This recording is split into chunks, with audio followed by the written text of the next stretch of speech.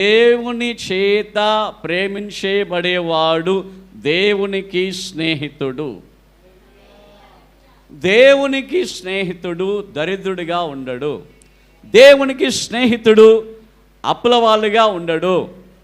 దేవునికి స్నేహితుడు వ్యాధిగ్రస్తుడిగా ఉండడు. దేవునికి స్నేహితుడు ఎలా బయలుదేరాడు? తన భార్యను తీసుకొని, లోతును తీసుకొని, కొంతమంది పని వాళ్ళను తీసుకొని బయలుదేరాడు.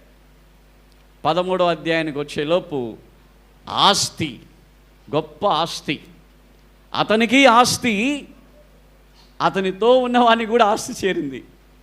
అతనికి ఆస్తి, అతనితో ఉన్నవానికి కూడా ఆస్తి. అబ్రహాముకు ఆస్తి, అబ్రహాముని వెంబడించిన వారికి కూడా ఆస్తి దొరికింది. అబ్రహాము సమృద్ధితో వర్ధిల్లాడు, అబ్రహాముతో ఉన్నవానికి కూడా వర్ధిల్లాడు. అంటే అర్థం ఏంటంటే, నీవు దేవుణ్ణి ప్రేమించితే దేవుడు నిన్ను ఆస్వాదిస్తూ ఉన్నాడు. అదే సమయంలో ఇక్కడ ఏంటంటే, దేవుని చేత ప్రేమించబడాలి.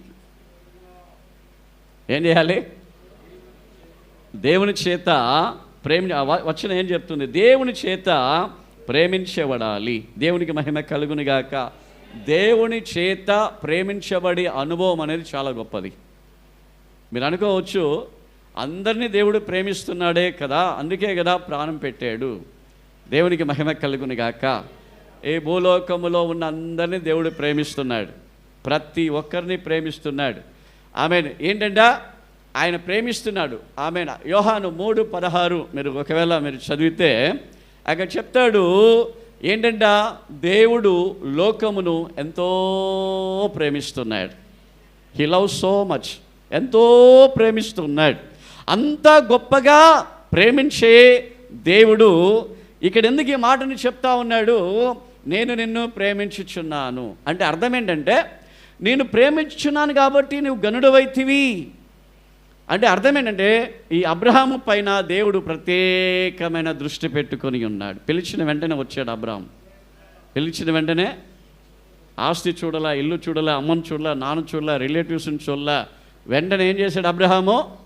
చెప్పిన వెంటనే లోబడ్డాడు. ఎంతమంది నాన్న లోబడుతున్నారు మీరు?